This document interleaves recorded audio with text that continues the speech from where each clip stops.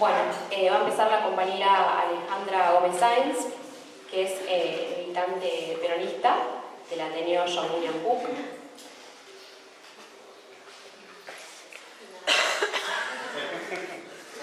Nada más. Nada menos. Bueno, agradecer primero a los compañeros y compañeras de la Amazona, de mi agrupación, del Ateneo John William Cook, por la invitación.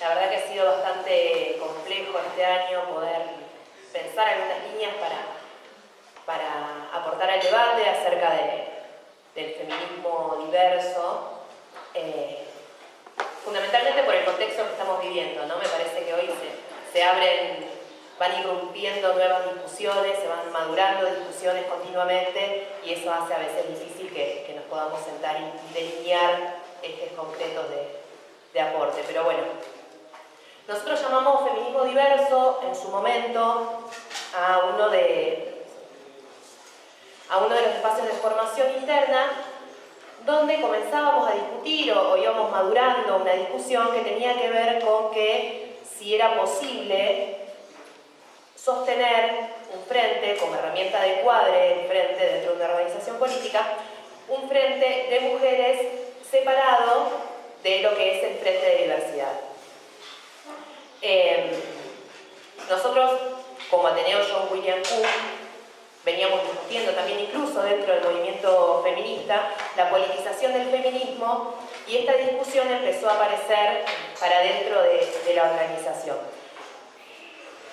Es necesario aclarar que previo al Frente de Mujeres, la conformación, el surgimiento del Frente de Mujeres en la organización, ya existía el Frente de Diversidad y eso le daba un piso distinto a la conformación del Frente de Mujeres, porque de alguna manera había discusiones, sobre todo para dentro de lo que es el peronismo, el movimiento nacional y popular, que de alguna manera habíamos saldado, qué sé yo, discusiones que tenían que ver con las luchas del colectivo LGBTIQ, también con una discusión que subyace casi continuamente a quienes trabajamos, digamos, en el área de diversidad, que tiene que ver con esta ficticia oposición, contradicción entre activismo, militancia política, el activismo dentro de las organizaciones políticas activando en diversidad. Digo esto porque está bueno por ahí contextualizar en qué contexto nace el Frente de Mujeres. Ahora vuelvo un poquito al tema del título, ¿no? Feminismo diverso, decía, tiene que ver para nosotros fundamentalmente con dos cuestiones. Por un lado, que no existe el feminismo de modo homogéneo, que no hay un feminismo, que hay múltiples feminismos, que incluso a veces los feminismos se contradicen y que en esos feminismos podemos encontrar límites, fronteras y superarnos, digamos, en el reconocimiento de esa diversidad. Por otro lado, que hablamos de feminismos y no hablamos de movimientos de mujeres, ¿sí? Y por otro lado, lo que decía en relación al Frente de Diversidad y por ahí lo que allana un poco el camino, de que para nosotros es imposible pensar un feminismo que no se nutra y no albergue en su lucha las luchas de la diversidad, ¿no? No solamente de la diversidad en relación a las discusiones que ha dado a nivel político y social en nuestro país, sino en toda Latinoamérica y en el mundo. En los últimos años, el fenómeno de visibilización de las temáticas de género y el feminismo han nucleado muchísimas personas dando muchas veces, la mayoría de las veces, aliviadora respuesta a la violencia, a la opresión, a las desigualdades. A partir de los encuentros de mujeres, de los paros, de las asambleas, que muchas de las compañeras y compañeros que están acá hoy han participado, se han creado enormes espacios de sororidad. Y la discusión acerca de la interrupción voluntaria del embarazo, lo que ha logrado la campaña a nivel nacional, la campaña por el aborto, ha generado una masividad y una irrupción del movimiento feminista histórica en nuestro país y eso lo reconocemos y lo abrazamos por supuesto. Pero sí nos parece que ya habiendo atravesado esta discusión, es momento de avanzar en otros debates. En debates que se vienen dando y se vienen madurando dentro del movimiento feminista, ¿no? Por eso hacía hincapié en que es fundamental hoy, y sobre todo en este contexto de precarización, de crisis, es fundamental hoy discutir acerca de la politización del feminismo. ¿De qué hablamos cuando, o qué significa, digamos, hablar de politizar el feminismo? Una multitud no politizada es una corriente de opinión que genera una falsa sensación de hegemonía, ¿no? Al mismo tiempo, lo que hace esa falsa sensación es borrar el anclaje histórico de cualquier movimiento.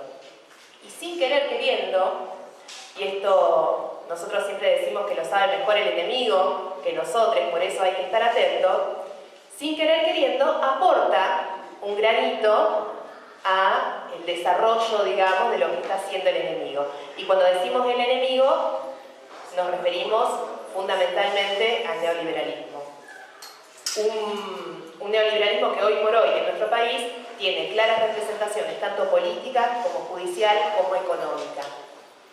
Un feminismo no politizado aporta, digo, su grano de arena al neoliberalismo y no se constituye como una trinchera de resistencia que transforma y potencia a través de otras grandes luchas, ¿no? Sino que se constituye como un feminismo liberal. El feminismo liberal, en los tiempos actuales, acaba por establecer puentes, con el neoliberalismo, y fuentes también, tomando como realidad a las mujeres blancas de los sectores medios, ignorando algunas enormes desigualdades que atraviesan a distintos sectores sociales. Nosotros pensamos realmente que tenemos que promover un feminismo que enfrente al neoliberalismo. Desde la argumentación de que el pensamiento posmoderno, este pensamiento que se nos presenta como apolítico, ahistórico, procura destruir todo movimiento colectivo, incluso el movimiento feminista. ¿Por qué? ¿Cómo busca destruirlo? Negando la acción colectiva, digamos. Y es en esa acción colectiva, como decía la compañera en la editorial, donde para nosotros está la posibilidad de emancipación, ¿no? Digo, en esto de considerar dentro del feminismo la acción colectiva como el eje central, tenemos que poder pensar que el colectivo de lo femenino es y debe ser mucho más amplio. Entonces, cuando hablamos de politizar el feminismo, nos referimos específicamente a darle musculatura ideológica revolucionaria.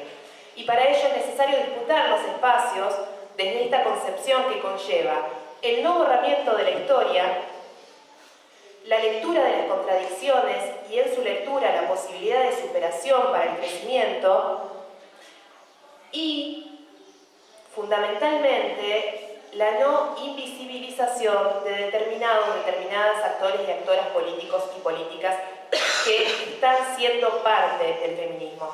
Y en esto no me voy a extender mucho porque seguramente tanto Melissa como Morena van a poder ahondar un poquito más en eso. Pero sí quiero ser clara, porque creo que también es la postura no solamente de la cátedra, de la organización en general, de que no existe feminismo revolucionario sin las putas y no existe feminismo revolucionario sin las trabas, sin las identidades trans. Y eso para nosotros es un eje fundamental en esta discusión. No hay tampoco feminismo sin la concepción política construida desde los sectores de la diversidad y sin las luchas acunadas desde esos sectores. Para que el feminismo sea realmente un movimiento transversal, debe poder, en su crecimiento, reconocerse en las luchas hermanas, reconocer los distintos sectores y colectivos que la componen y buscando, como dijo Cristina en el último discurso en el Senado durante el debate por la interrupción voluntaria del embarazo, por la legalización de la interrupción voluntaria del embarazo, buscando aquellos ejes que logren transversalizar al feminismo en la agenda política. Y esto es, ella nombraba, por ejemplo, el eje económico, ¿no? Como el eje que transversaliza y que logra que el feminismo pueda unirse y aunar otras luchas hermanas, digamos. La lucha por la precarización, la lucha contra la precarización, contra la represión, son luchas hermanas. El feminismo no puede ir desatento a eso. Ahora, un feminismo liberal impide un esfuerzo conjunto con otros movimientos sociales, fractura alianzas y dificulta, por supuesto, las acciones para la transformación global de la sociedad. Entonces, necesitamos incluir la lucha y las reivindicaciones contra la discriminación y contra la opresión heteropolítica. Esto es fundamentalmente, creo, lo que debemos tomar del movimiento de diversidad. Porque la mayoría de las veces sucede que al feminismo permitido, digamos, para no decirle al feminismo liberal, al feminismo permitido por el poder, se le termina la sororidad en la genitalidad que porta determinada persona. Y ahí no importa si esa persona sufre la misma o mayor violencia que quienes formamos parte, digamos, de ese feminismo considerado sector medio, blanco, progresista, ¿no? Ahí dije progresista, sí. Lo dije. Sí. Bueno, no, de todas formas, entre otras cosas. Entre otras cosas, bueno, a ver, porque también de esto hay sobrados ejemplos. Lamento haber dicho progresista porque se puede malinterpretar o bien interpretar, pero hay sobrados ejemplos, no sé. Pensemos, por ejemplo, el discurso final de los Penatos en diputados, haciendo mención a Loana, identificándose con la lucha de Loana, cuando los Penatos es una diputada que ha votado a favor de todos los recortes. La verdad, no puedo pensar que haya la posibilidad de aborto legal, seguro y gratuito cuando no hay presupuestos en los hospitales, cuando a las compañeras de los barrios no se pueden sostener una olla de comida, digamos. Y esta persona que se ubicaba como, bueno, esto es la transversalización, digamos, del feminismo, esa persona es profundamente aplaudida. Para mí es una contradicción enorme esa situación. Por eso digo, al feminismo lo tiene que transversalizar algunos ejes, como nombraba Cristina, como el eje económico. No da igual. Otra de las cuestiones que podemos pensar en relación a eso es, durante el tiempo, y esto nos hacemos cargo también, digo, ¿no? Una no se ubica por fuera de ese movimiento señalando y criticando. Hemos formado parte del movimiento feminista y hemos también coincidido en consignas que hoy tal vez podríamos repensar como aborto legal para mujeres y cuerpos gestantes. La escuchaba hace poquito a Gabriela Mancilla en las jornadas del programa Andrés, que acá está la Fabi, está Rodri también por ahí, bueno, la Milla, que hacía alusión a esto, decía, bueno, ¿por qué no decir masculinidades trans? ¿Por qué no nombrar, digamos, qué es un cuerpo gestante? Como que invisibiliza una identidad que es reconocida, ¿sí? Digo, la apuesta, creemos, está en construir desde el feminismo, en el movimiento nacional, popular, democrático y feminista, como dijo Cristina, aquellos ejes que nos sumen a crecer, o sea, que estén atravesados por realidades propias, que se nutran de ideología sin transformarse en ideologización. Y no se trata acá de diferenciarnos, por eso insistía con que por ahí no se tome a modo de afuera, ¿no? Sino de tratar de meter esos mismos pies que metimos en las fuentes un poquito más en el barro y disputarle el terreno al neoliberalismo en el pensamiento y en la agenda política. Tenemos que lograr fomentar una mayor visión holística de las reivindicaciones feministas con los grandes problemas del mundo actual, como decía hace un rato, el tema de, bueno, la precarización del trabajo, las crisis financieras, y debemos construir confluencias entre otras formas, con otras formas de opresión, con el pensamiento feminista. Y ahí también hay una discusión que en algún momento seguramente podremos darla, yo creo que va surgiendo, y por ahí quienes venimos del movimiento peronista o de los sectores del movimiento nacional y popular, estamos como bastante acostumbrados a hablar de igualdad y no sé si realmente desde el movimiento feminista deberíamos buscar la igualdad o superar la opresión. Bueno, digo, debemos construir confluencias con otras formas y militar desde nuestra identidad política, sin miedo a politizar y sin miedo de nuestra vocación de poder, que existe en el movimiento nacional y popular. Decía Kusch, y con esto voy cerrando, de que el peronismo, como movimiento, como identidad, viene a ser en nuestra nación el reverso de la cultura argentina, y acá hago un poco alusión al reverso de lo normal, que es el título general de las jornadas de este año, que me parece preciosísimo. La cultura argentina instalada como hegemónica en nuestro país a partir de la generación del 80. El símbolo fundante del peronismo son las patas de los trabajadores, de las trabajadoras en la fuente de Plaza de Mayo. Y aparece el peronismo como una inversión de los significados de una cultura nacional tallada por la burguesía terrateniente y los intereses de esa burguesía. La inversión de las lógicas aparece una y otra vez, teniendo como eje una inversión fundamental. Ya no va a ser el pueblo el que sirva a los intereses de una minoría, sino que esa minoría, que es la oligarquía, deberá rendirse a los intereses del cuerpo colectivo del pueblo. El peronismo como movimiento es esto, es esa barbarie, ¿no? Que tiene como práctica la inversión del sentido de lo normal, digamos, tanto como sus aspectos conservadores. Y en esto ustedes recordarán siempre que los peronistas, los negritos, los descamisados plantaban en las bañeras tomates. La bañera que está hecha para plantaban tomates. Y después también la oligarquía se enoja porque levantan el parqué para hacer asado. Bueno, eso es el peronismo. Las patas en la fuente, que la fuente tiene un sentido estético, digamos, para la burguesía, las patas de los trabajadores, de las trabajadoras en la fuente. Eso es el peronismo y eso debe seguir siendo el peronismo. Amén.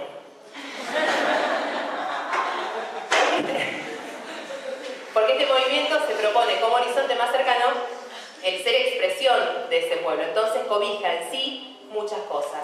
Entre esas cosas, las inversiones y las faltas a las normas de la oligarquía, claro. De ahí que a través de la historia de nuestro país, los excluidos, las excluidas, pudieron siempre, históricamente, identificarse con el peronismo. Con el movimiento que supo y sabe ser la barbarie que hace saltar la norma como política del deseo y lógica de la calle. Y creo, y en esto sí cierro, lo prometo, que es en ese sentido el aporte que debemos hacer desde el feminismo. Y tener en claro que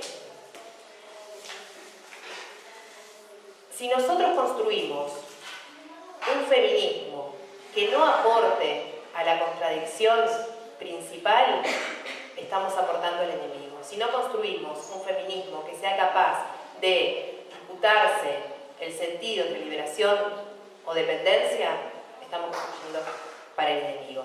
Como decían los compañeros las compañeras del FLH, amar y vivir libremente en una patria liberada. Primero, la patria. Y ojalá realmente que estos aportes nos ayuden a pensar, a seguir pensando el sentido, el desafío que le queremos dar a lo que estamos construyendo y a laburar, compañeros y compañeras, que la única minoría es la oligarquía y en este momento está arrasando con este pueblo. Así que, como siempre, por una patria justa, libre, soberana y diversa. Gracias.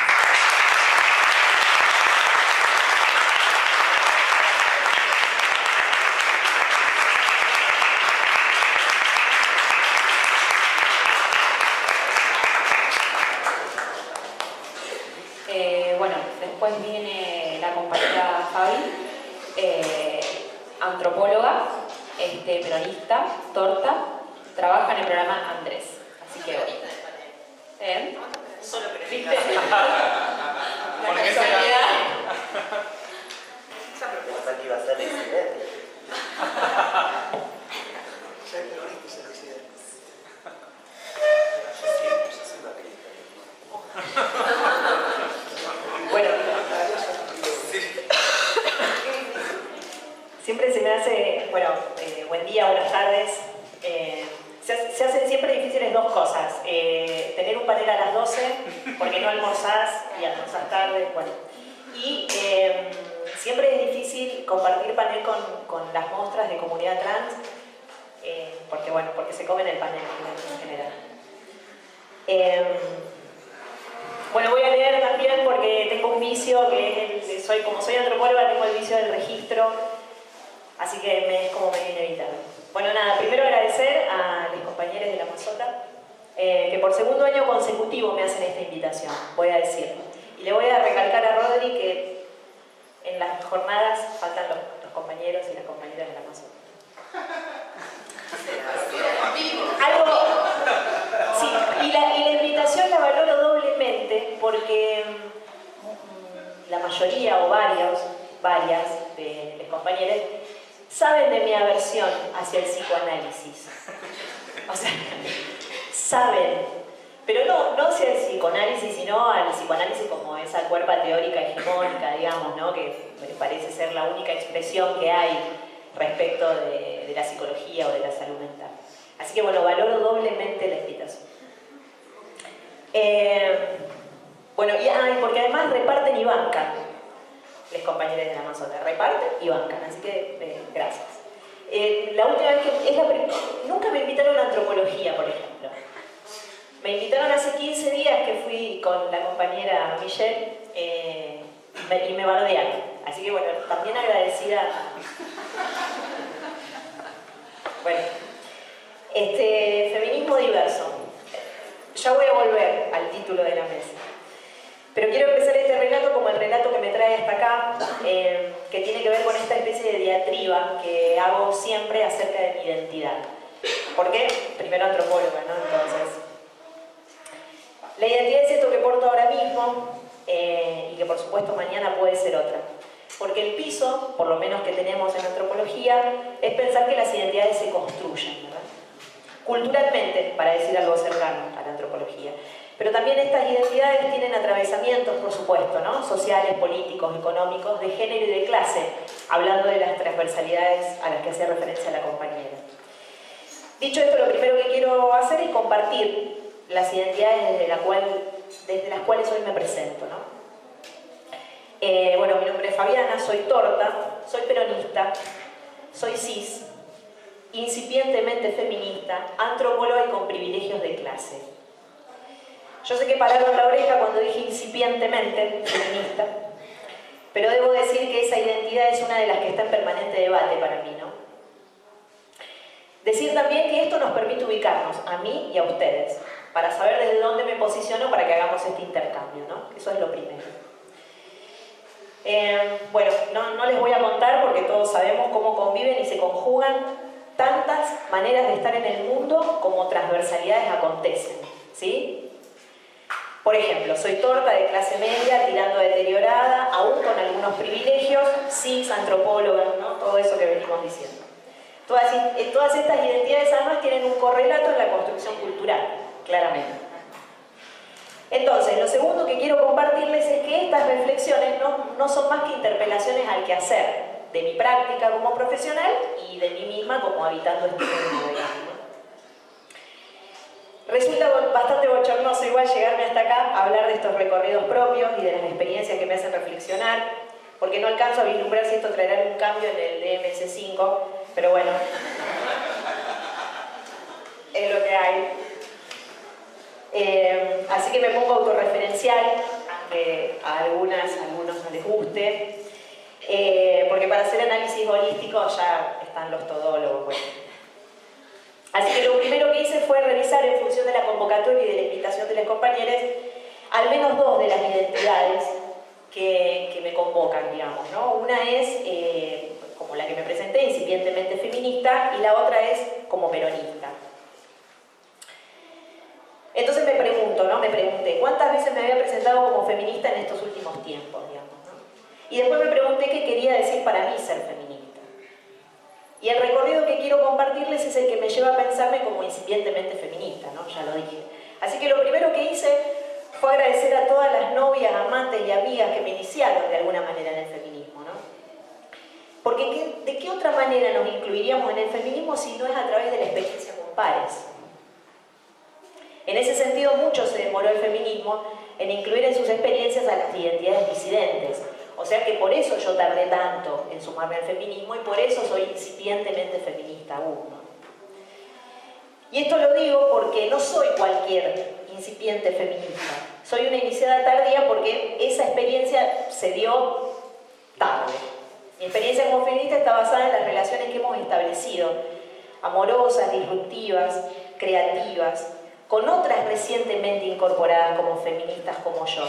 Las trabas, las putas, las tortas. Por supuesto que después, como buena ñoña que soy, leí, ¿no? Leí sin parar. Leí a Simone de Beauvoir, a Judith Butler, a las tortas que nos enseñaron casi todo, como Wittig, por ejemplo, Monique Wittig. Participé en los encuentros de mujeres, de los debates, de las redes, Y es ahí donde me reconozco como parte de una colectiva productora de conocimientos y de sentidos, ¿no?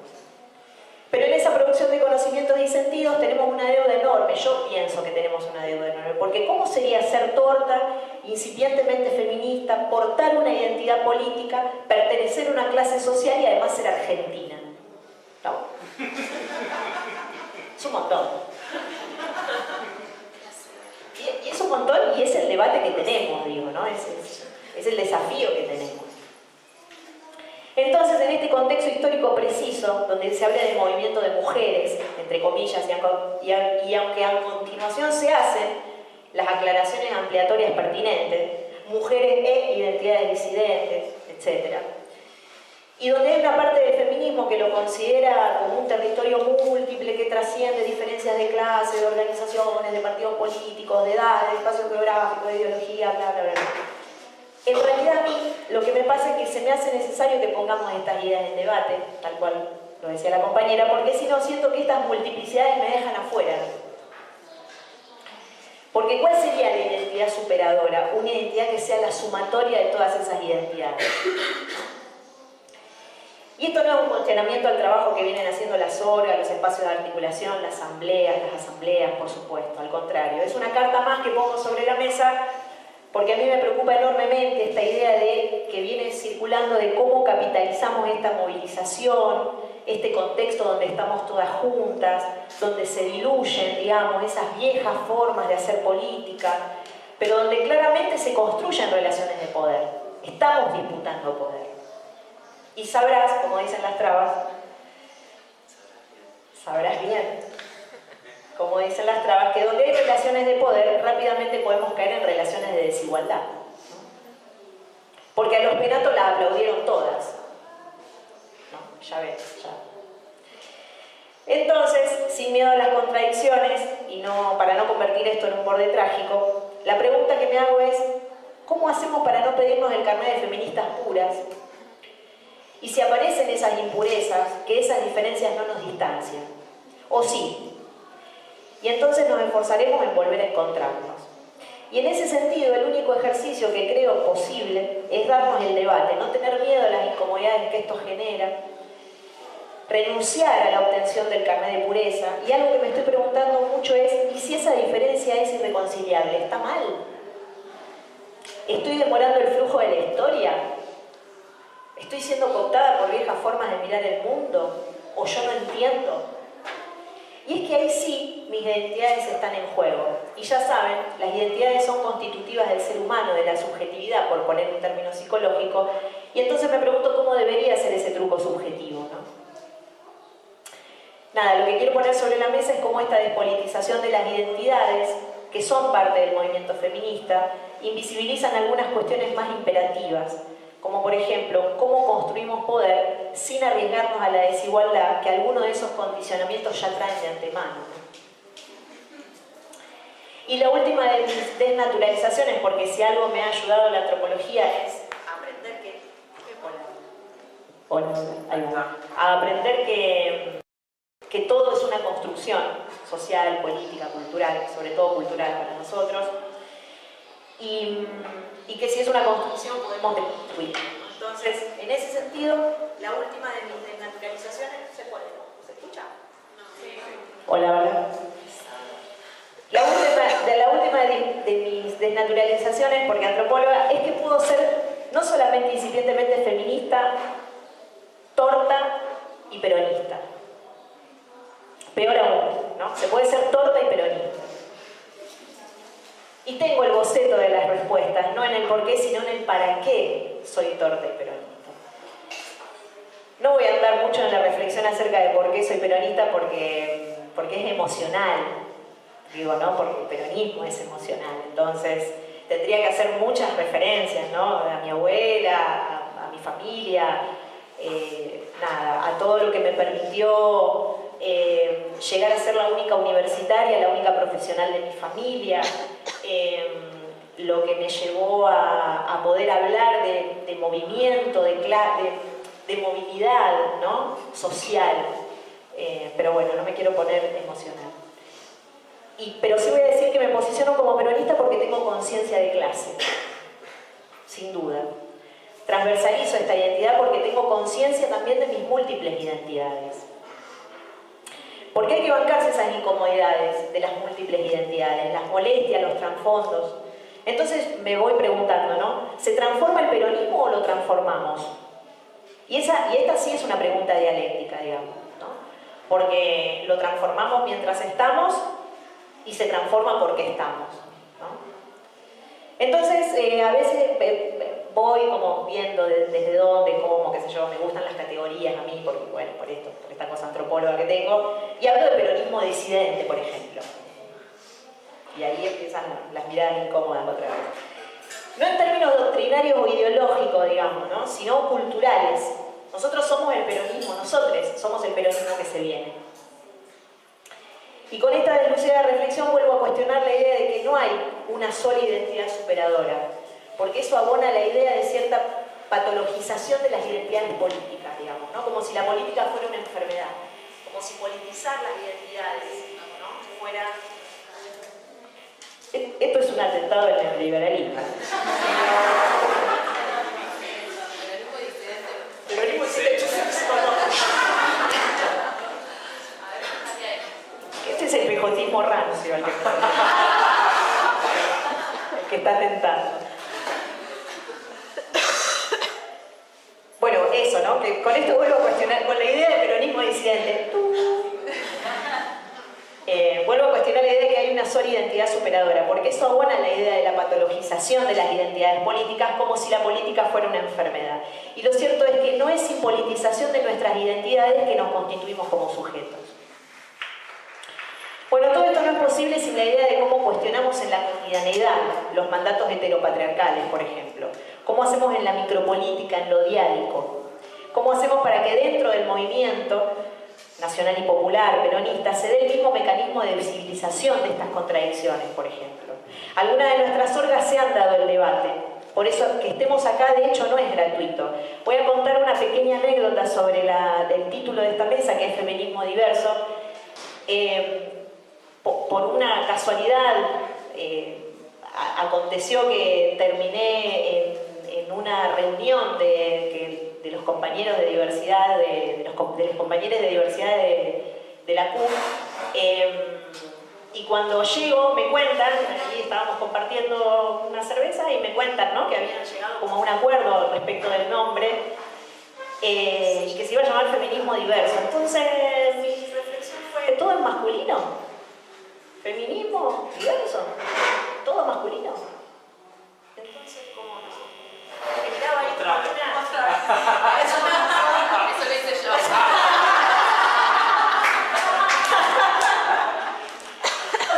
¿No? Me generaba como un ruido. Todo es más feminismo, diverso, todo es masculino. Generaba un poquito de ruido. Pero ¿saben qué? Los compañeros se bancaron, los compañeros, las compañeras, les compañeros, se bancaron esa contradicción, ¿no? Se la bancaron y me dieron el debate. Y nos dimos el debate y hoy estamos acá, 6 meses después, ¿no? 3 o 4 meses después estamos acá en pleno debate, digamos. En ese sentido, banco esas contradicciones porque nos hacen crecer, digamos. Entonces, bueno, vuelvo. ¿Cómo hacemos para que en nuestras relaciones cotidianas, afectivas, amorosas, en nuestras redes profesionales de trabajo, podamos hacer el ejercicio de bancarnos la identidad del otro sin negar su propia historia, sin obturar la búsqueda que esté haciendo, cualquiera sea ella, ¿no? Y además sin ignorar el contexto. Bueno, estas son todas preguntas que me hago, reflexiones con las que me levanto y me ducho, yo que puedo ducharme, me hago estas reflexiones. Y una vez más insisto en que las grandes homogenizaciones están más relacionadas a las religiones monoteístas que a nuestros propios procesos evolutivos. Y bueno, y en términos chicaneros, por supuesto que voy a decir que esta narca peronista torta nos desea más Cristinas y menos Dotas.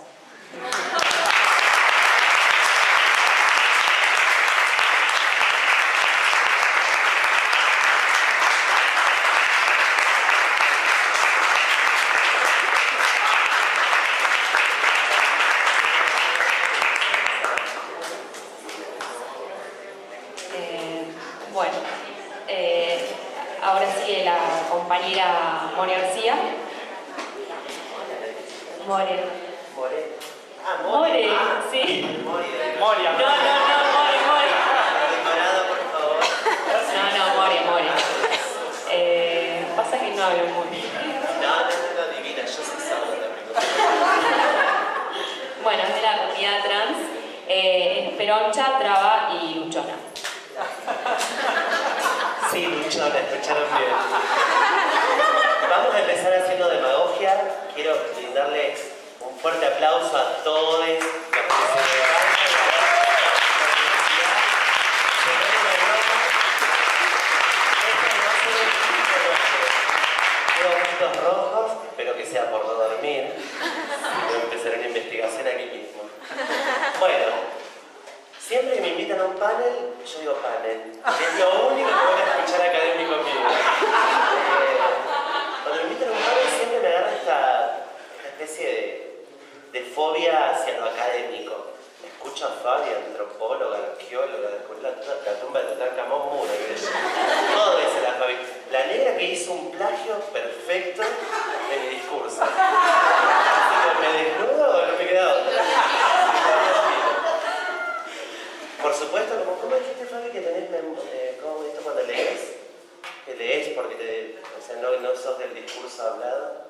Del registro. Es del registro. No soy antropóloga, pero voy a leer. Algo breve y voy a ir haciendo unas pequeñas mechaditas porque en la búsqueda esta de las incongruencias del feminismo, yo soy una neófita en este tema, convengamos que la traba primero mancha, dopo filosofare, es una cosa así, o sea, primero tenemos que comer y después hacer toda esa lucha. Para las trabas resulta muy difícil, pero vamos a leer un poquito. Bueno, el significado de la palabra feminismo, que ya va a estar un poquito anquilosado porque llega tarde, es una definición tardía. Define como un conjunto heterogéneo de movimientos políticos, culturales y sociales que tiene como objetivo la búsqueda de equidad de derechos entre hombres y mujeres, eliminando la violencia y dominación del patriarcado sobre las mujeres y de los roles sociales según el género. Bah, anquilosadísima la definición, ¿no? Gracias Wikipedia por nada. Ahora bien, ¿qué definimos como feminismo? ¿Qué sienten ustedes por feminismo? Ayer me metí en un foro buscando más información para que la negra me la cague.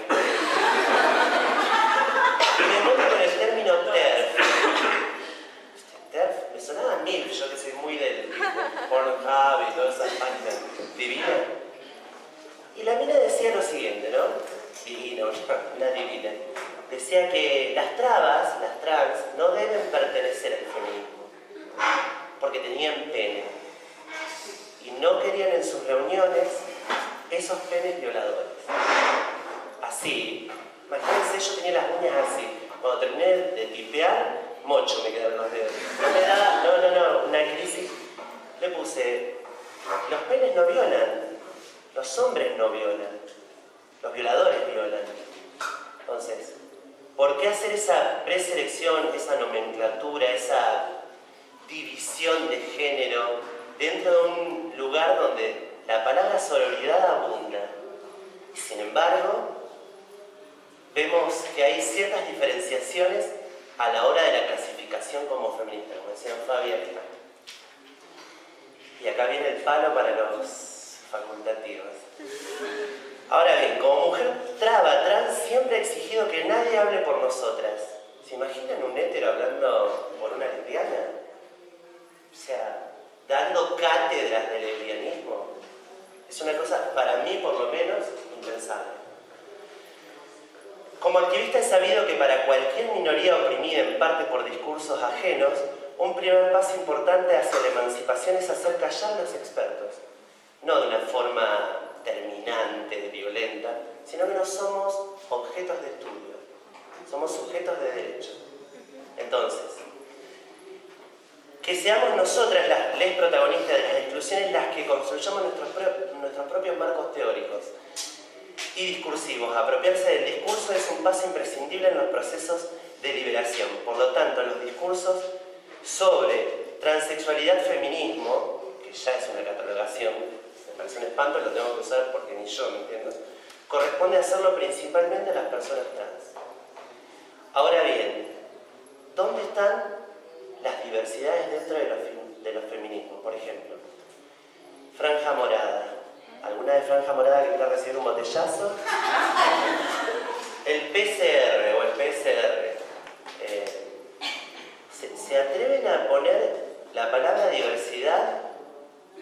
Hacerse nombre de ella, hacer uso, Ciudad Futura. O sea, Ciudad Futura fue, el año pasado fue un espanto. Creo que si no porque tengo entre los luchones y el hotel que recién salgo, todavía estoy medio drogada. Creo que hasta tomaron el flyer de la marcha y se lo adjudicaron. De la marcha organizada por toda siendo que ellos tienen un pastor, bueno, una cosa buñuelesca, diría yo, una cosa... Uno propio adjudicándose la marcha, y ni siquiera fueron divinas. Bueno, el hecho de que las trans seamos pocas y tengamos muy poco poder en todos los sentidos, y que vivamos en la marginalidad social y... Perdón, porque es... Ay, claro, que tengo la vida envidiosa. En la marginalidad social han invisibilizado nuestra presencia y palabra. Eso y cierta tendencia que es fácilmente observable en esta parte del feminismo que hablaba anteriormente. Aquel que tiene una mayor presencia institucional. Aquella parte del feminismo que es la mayoría. Volvemos a repetir. No vemos trabas en sus filas. Trabas trans. Perdón, yo me autopercibo como una traba. No me reconozco como trans, más adelante lo voy a explicar un poquito. De no querer atender un discurso nacido en su seno, pero que terminó en sus márgenes, de este nuevo feminismo, He escuchado teorías, y no de ahora, perdón, he leído teorías, no he escuchado, de que las lesbianas las mandan en 1970 a la CIA para desestabilizar el feminismo. Imagínense, o sea, el nivel de ignorancia, y eso ya se pasó, digamos, se saltó. Ahora resulta ser que en esta nueva inclusión de estas supuestas nuevas feminidades, nuevos feminismos diversos, que yo no estoy de acuerdo con el título del panel, pero igual que la Fabi, que es una cosa insoportable todo. Bueno, dicho esto, insisto en que el feminismo latinoamericano, argentino, no ha reflexionado mucho sobre la transexualidad, ni ha hecho un acercamiento político. Perdón, ahora no me estoy con nada, todavía no. Esta omisión es un error porque si hablamos de sororidad, la incongruencia es automática. Porque ¿cómo se puede llamar feminismo a lo que no comienza empatizando con una causa tan falta de justicia social y tan violentada por la heteronorma como somos nosotros? Entonces, es un planteo, obviamente que me imagino que después hay una interpelación, ¿no? Del público hacia nosotros, más vale, porque van a ser 20 años para no preguntarme nada. Entonces, ¿cómo entender el feminismo sin les trans? Que somos una interpelación directa a algunas de las cuestiones fundamentales contra las que lucha el movimiento. Identidad y cuerpo con la naturalidad del género, con el vínculo entre género, sexo e identidad o no. ¿Se entiende? Asuntos todos ellos centrales seminales casi. Seminales. Podrían armar hasta una tesis con esto. Las feministas, o sea, las que quieren incluir a esto. Fabi decía de respetar una posición opuesta. Hablaba de respetar una oposición opuesta, obviamente en otro ámbito. Y yo digo, van 56 trabas muertas este año. ¿Dónde está mi marcha? ¿Dónde está el apoyo del feminismo? Que a excepción de ciertos casos, por ejemplo la Masota, la CUC, Movimiento Evita, que tiene su propia área de diversidad, yo no veo marchas. Yo fui a la marcha a favor del aborto, yo voy al Ni Una Menos y veo millares de personas. ¿Quién llora sobre el cadáver de una traba? Si no son otras trabas. ¿Sí? Es una cosa, es algo, siempre caemos en el discurso biográfico o autobiográfico, en este caso, de contarte la historia de mi vida como para llegar. Yo me percibí como una mujer desde yo me recuerdo con 2 años, que si no me daban la pulsera de mi vieja, ¿no? Un quilombo, lloraba y después saqué la foto mis dos hermanas, sí, las hermanastras de Cenicienta, me hacían pegar como una prostituta en un burdel. Aclaro, me percibo como mujer desde ese entonces. ¿Ustedes cuándo se dieron cuenta que estaban bajo la heteronorma? Las feministas, me refiero, ¿no? ¿Cuándo se dieron cuenta? Generalmente cuando se cruzaron con otras feministas. Generalmente cuando leyeron sobre el feminismo. Obviamente, todas estaban oprimidas, todas estamos oprimidas, ¿sí? Pero cuando realmente esto es patriarcado, esto es heteronorma, ¿cuándo reaccionan? Cuando ingresan a un ámbito que les informa. La traba no, la trans no. La traba y la trans sufren automáticamente. Yo, por ejemplo, a los 4 años, el viejo Osvaldo, que muerto está y se permanezca en el lecho para siempre, me había puesto una pollerita yo, divina, obviamente con mi cuerpito de garza de circo, y me dice, ¿hay de eso para hombres? Y ahí me di cuenta que había algo que estaba mal. No en mí, en ellos y en su sistema, que venían a romperme la cabeza literalmente. A los mismos 4 años, mi violador, que fue de los 4 a los 11, mi violador, que me violaba por ser femenina y por tener un tono femenino, que dista mucho de lo que soy ahora. Ahí entendí, no comprendía la etimología de la palabra heteronorma. No entendía la etimología de la palabra patriarcado. La estaba viviendo, la estaba sufriendo y entendía que era algo distinto. Algo que no le pasaba a la mujer. No por ser mujer, a mí me pasaba por ser traba, a mí me pasaba por ser diferente, a mí me pasaba por haber elegido o haber pensado querer ser. Entonces, ¿dónde estaban mis feministas? Ahí. ¿Dónde están ahora? ¿Se entiende? Todas las trabas son una población de riesgo. Todas. No hay una que no sea población de riesgo. Más allá de una acomodada que pueda vivir en un departamento en el centro, esa traba sale y es propensa a un crimen de odio, un ladrillazo en la cabeza, un palizón hasta dejarla tirada. ¿Dónde está mi marcha? Les vuelvo a preguntar. Necesitamos de ustedes para que todo esto sea no solamente un número, no queremos convocatoria, queremos visibilización. Porque se cansaron de invisibilizarnos. Y ahora va a ser el feminismo.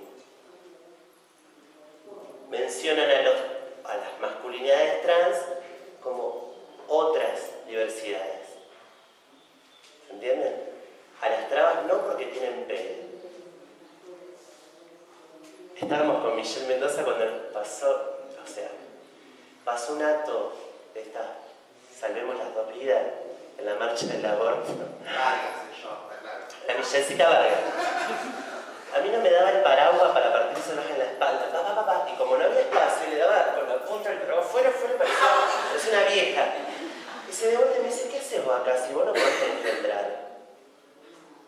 Eso es violencia. Pero como le decía el otro día, no me acuerdo con quién hablaba, y se lo decía, respetá mi decisión, respetá mi punto de vista. No, la concha de tu hermano, no respeto nada. Tu punto de vista no es un punto de vista, es asesinato. ¿Se entiende? En el caso del aborto y en el caso de las trabas, no trasladen eso hacia el feminismo, porque es peligroso. Nos matan afuera, no necesitamos más exclusión para que nos sigan matando. ¿Se entiende? Esto es delicado. Perdón que me extiendo. ¿De qué manera interpela el feminismo la existencia de la transexualidad como tema y lugar en sus filas? Esa es otra pregunta. Yo fui a una reunión de ATE, que fue para el 8N. Tuve que prácticamente ponerme a bailar en bola arriba de la mesa para que me noten que estaba ahí. Y tuve que interpelar yo a las chicas para decirle, ustedes tienen que empezar a tratar el tema de la transexualidad en el feminismo. Si no, no hay feminismo. Yo soy una mujer trans. Momento, porque esto es complejo. No de mujer trans, se divina. Estamos tan seguras de que debemos pertenecer a las filas del feminismo que marchamos en todas las causas feministas. ¿Por qué? No solo por visibilizarnos, sino por el hecho de ser mujeres. Y acá viene el razonamiento. Al punto tal que renunciamos gustosamente a todos los privilegios que la condición masculina nos confiere. Y nos sometemos, muchas de nosotros, a procesos complicados, difíciles y costosos, muchos de ellos mortales, relleno de aceite, donde se pueda. Imagínate que la marica con un muñequito de Michelin después que se termina de poner aceite. ¿Todo para qué? Para tener una imagen, la que no sabe, hegemónica, de lo que es belleza. Y el aceite también te mata. Estamos rodeadas. Nuestra expectativa de vida es de 35 años. Obviamente tengo 25. No, nosotras somos agraciadas de la vida. Hay otras que no tuvieron tanta suerte. Pamela Tavares fue una de ellas. ¿Se entiende? Golpeando puerta por puerta, con sus problemas de consumo, con todo su bagaje, con toda su historia. ¿Cuántos éramos en la marcha negra?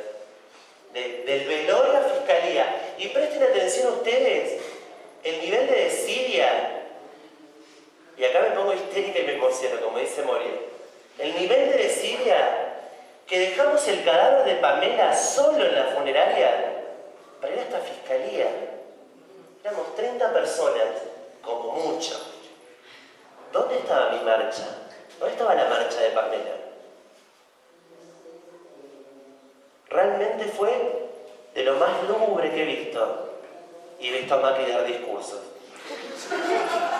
Es una cosa, para mí, insostenible. No lo puedo comprender. Les recuerdo de nuevo que yo no soy... A duras penas terminé el secundario graduada con la bandera, mi amor, gracias. Y de ahí no pasaron mis conocimientos. Entonces, todo lo que les estoy diciendo es un libre ensayo de mi cerebrito comprimido. En esta misma casa escuché preguntar a un profesor qué era la heteronorma. Estamos al horno, literal. Estamos al horno literal. Si un profesor pregunta qué es la heteronorma, espero que el feminismo tenga un poder más abarcativo, más con respecto a las mujeres trans. ¿Lo estoy haciendo extensa como no? Porque voy como fuera del choto de todos los temas. Bien. Dije lo de los cuerpos para ser reconocidas según nuestro sentir. ¿A título de qué? ¿A título de qué? De esto de renunciar gustosas a estos derechos, a estos privilegios que te otorga el patriarcado cuando elegís, no cuando elegís, cuando sos macho, cuando sos hombre, cuando te quedas en tu lugar cómodo y no interpelás nada. ¿A título de qué? De recibir un importante estigma social que nos dificultará la vida, las relaciones familiares, personales, del trabajo. Tan importante para nosotras es que nos habremos echado sobre nosotras uno de los estigmas sociales más gravosos que existen para la heteronorma, que es ser nosotras mismas una afrenta al patriarcado, una aberración a los convenios sociales y culturales establecidos. Y todo eso de pequeñas, sin saberlo, como les contaba antes. Yo sospechaba que había algo que estaba mal y que me la iba a ver negra. Me la iba a ver negra y me la vi negra. Violada de los 4 hasta los 11, de los 15 a los 19. América ya era una raíz de violaciones. Sí, sabía. No, yo no sabía del feminismo. Yo tengo 38 años. No sabía del feminismo. No tenía acceso a esa información. Y hoy sí la tengo. Y les vuelvo a preguntar, ¿en qué lugar nos paramos? ¿En qué lugar se para el feminismo con respecto a la transexualidad? Con respecto respecto a la diversidad esta que le llaman, que a mí la palabra, para mí feminismo debería ser feminismo, sin ninguna otra nomenclatura, título, nombre, feminismo. Diverso ya me suena a Mengele, eso ya me suena a un nicho para tratar de encajar, para tratar. Entiendo que estas cosas tienen que pasar para que después, con la dilucidación futura, se acomoden. Pero no tenemos tiempo. Nosotras no tenemos tiempo. Probablemente venga otra Morena o otra Melissa y ya sea tarde para nosotras. Esperamos poder dejar una semilla para que se puedan interpelar ustedes mismos. Y les vuelvo a repetir, aún así no vemos en los movimientos feministas, a excepción de contados casos que siempre les vamos a agradecer, un abrazo hacia las trans. Una marcha que salga del ámbito de la comodidad feminista, que es ni una menos la marcha del aborto. ¿Por qué las mujeres trans no forman parte de su temática? Porque quisiera que alguien, o sea, yo sé que por ahí estamos medio como acá como una comulgación, pero me encantaría tener a alguien que me diga, no, mira, nosotros para tirarle no esto, que es un escrito mío en un telo entre que atiende una habitación y esto y el otro. Me gustaría que me explique por qué una mujer trans no puede encajar en las filas del feminismo. Porque no es que esta es una idea mía. Lo siento. Yo siento que cuando marcho, cierta parte del feminismo, mira así. Si fuese eso y fuese una cis, divina. Sigo mi vida, con las tetas así, marcho, divina. Eso no le quita mérito a las feministas, ojo, no estoy ninguneando, sino que probablemente para nosotros no haya otra marcha. Es así de simple y complejo al mismo tiempo. Así que replantéense el feminismo desde la acotación de tiempo que tienen las trabas y las trans. No nos dejen afuera. Obviamente que nosotras nos integramos. Rodrigo debe saber perfectamente lo que es el manejo de cierta identidad trans. Somos desastrosas, pero somos nosotras. Tenemos una idiosincrasia propia, tenemos un lenguaje propio. Pero no dejamos de ser mujeres. Y eso automáticamente nos incluye en el feminismo. Por eso, la incongruencia mayor para mí, gracias por la invitación al panel, me olvidé decir eso, es esta. ¿Cómo se atreven a construir el feminismo sin nosotros? ¿Y cómo duermen? Sabiendo de que mañana nosotras dos tranquilamente podemos desaparecer. La milla puede desaparecer. Nosotros somos las desaparecidas en democracia. ¿Cuántas trabas, no sé si alguna pertenece a algún grupo, cuántas trabas desaparecen? Se busca tal y cual, después aparecen descuartizadas, empaladas, apedreadas. Y no es Medio Oriente esto, es la heteronorma. Entonces, no dejen que la heteronorma se les meta. ¿Vieron cuando dicen, saquen el rosario de nuestra vagina? Dejen que la heteronorma les clasifique en la cabeza quién es mujer y quién no, y quién pertenece al feminismo y quién no. Gracias.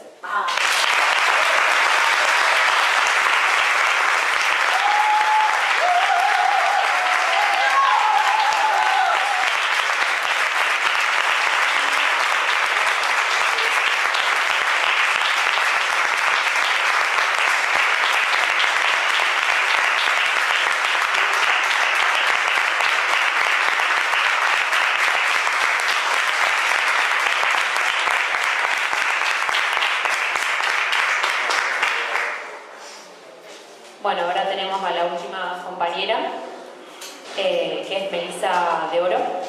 Es docente, trabajadora sexual y secretaria de Diversidad de AMAR.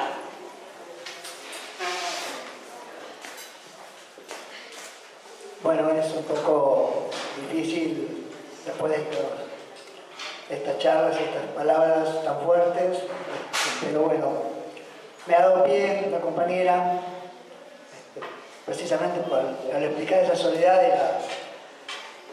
la traba, de la trans,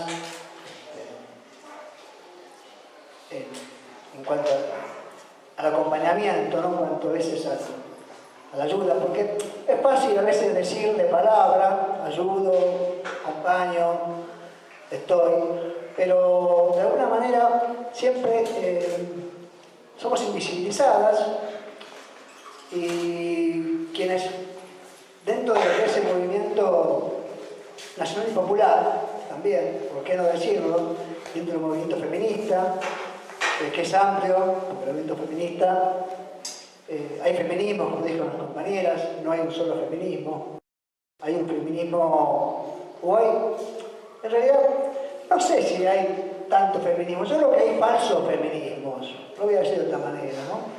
Las TERF, el feminismo, las llamadas feministas trans excluyentes, que consideran que las personas trans son, en nuestro caso, hombres vestidos de mujeres, en el caso de los hombres trans, mujeres vestidas disfrazadas de varones.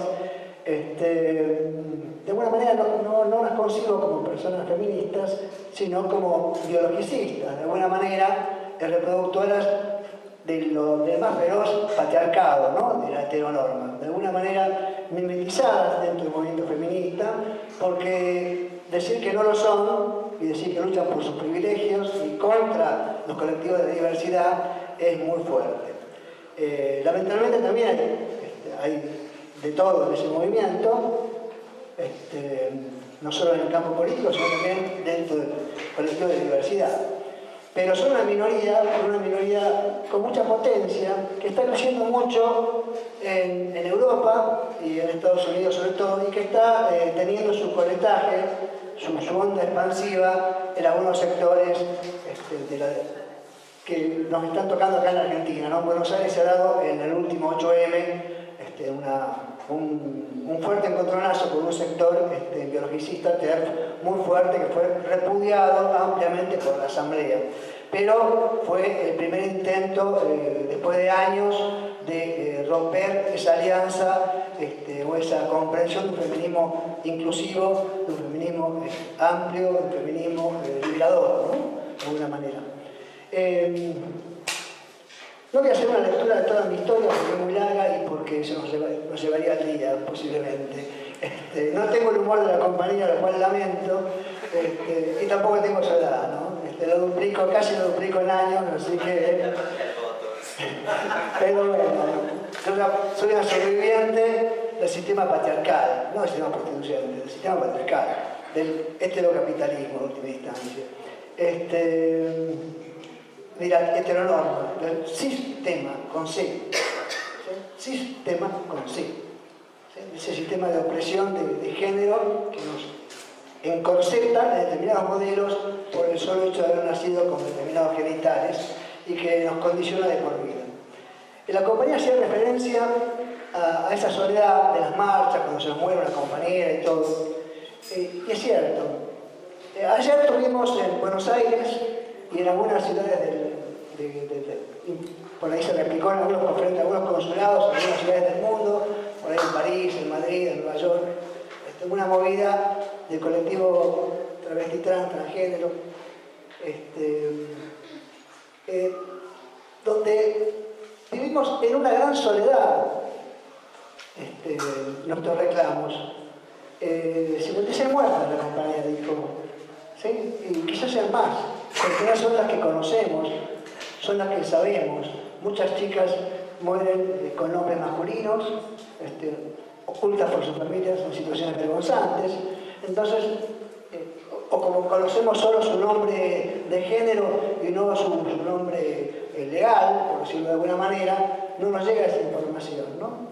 Bueno, en esa soledad, de esa marcha o manifestación que hicimos ayer en la ciudad de Buenos Aires, frente a tribunales, que se divulgó por las redes, ¿no?, para convocar, no éramos más de 300 personas, como mucho 400. Acompañamos todas las marchas, estamos en todas partes, porque entendemos que la lucha feminista es nuestra lucha,